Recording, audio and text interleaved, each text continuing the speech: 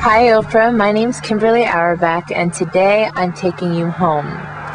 When people ask me where I'm from, I always have to go into a long list of places. I was born in Stanford, moved to Florida, then Georgia, then Tulsa, Oklahoma.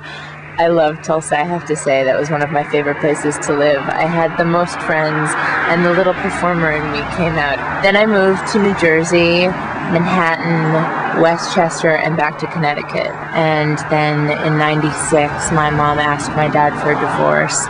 And my mom at the time moved into my building in Manhattan.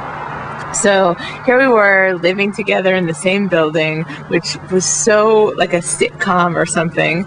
And I'm in my 20s and I'm trying to figure out what kind of guy I want to date, what do I want to do with my life. And she's going through the same exact thing in her 50s. And it was a little bit hard for me to deal with because I wanted the comfort of home. I wanted something that was secure and I didn't have that. Good news is this past summer, she bought her own house in Ridgefield, Connecticut, where we are right now. And I've never, ever, ever seen her happier. And I've never been happier because now I have a room. I can come home. Welcome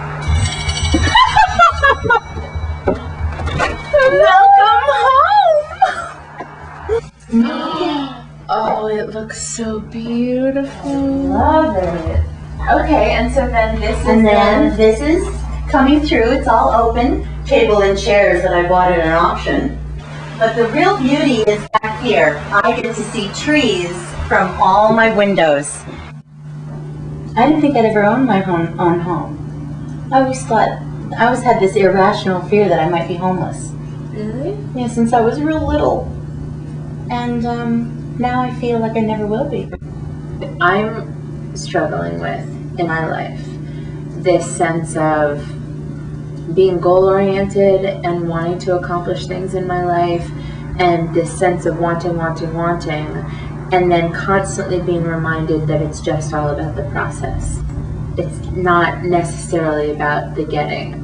My question to you is, was there joy in the process of getting to here, getting to now? That was just as joyful as getting the house. Because what I have learned since I left Dad is that it was always the next thing and the next thing and the next house and the next job and the next, it was going to get better and better and better and better. Mm-hmm. And what happens, you get lost in that. You're raising a family, you go from one thing to another, and it's always about tomorrow, what's going to be tomorrow. And that's your life. That was my life. I mean, what's fascinating to me is hearing you say that your experience of basically my childhood was this sense of always getting to next. Yes. Whereas from my perspective, it was always leaving now. That's so interesting. I mean, it was a completely different experience. It was, I would have my life and be happy with it, and I would have to leave.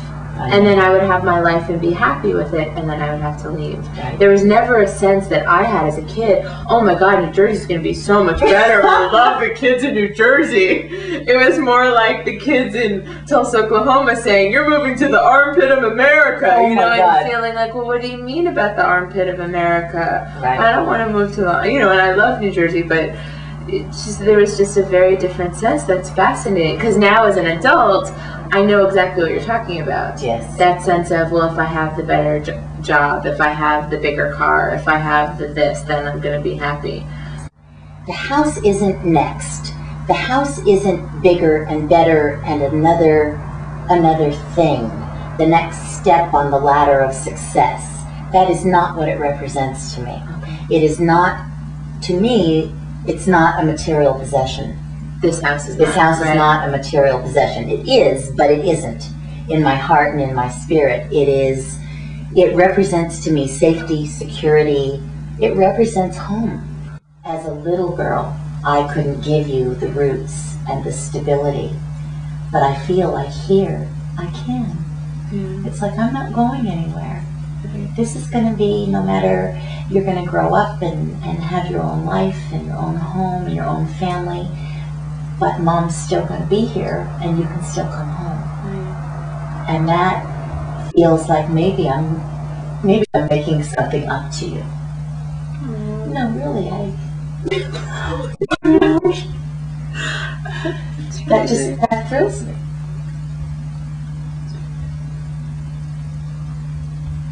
Love you very much. Love you very much. Thank you. It's very nice. You know, they talk about healing your inner child as you get older and like going back.